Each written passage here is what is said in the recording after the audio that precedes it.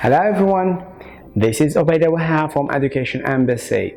Welcome to our 1-minute videos. So today we will learn something out of the box. We will learn Chinese. Okay, can you guess what we will learn today? I don't think so. So today we will learn numbers, how to count in Chinese. Guys, let's start together. So 1 is E, 2 R 3 3 4 4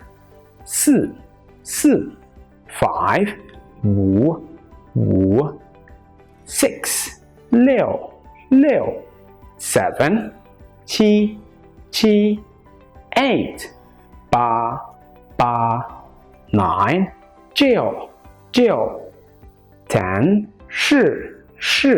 So as you see, they use one hand basically with all numbers.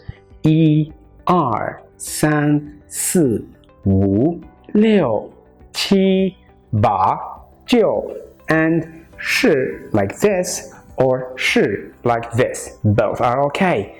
Okay guys, now let's do a quick review. Who can tell me what's his number? Okay. What's his number? Okay, and what's his number? Alright, and the last number. Who can tell me what's his number? Perfect. Thank you for your time, guys, and see you next time. Bye.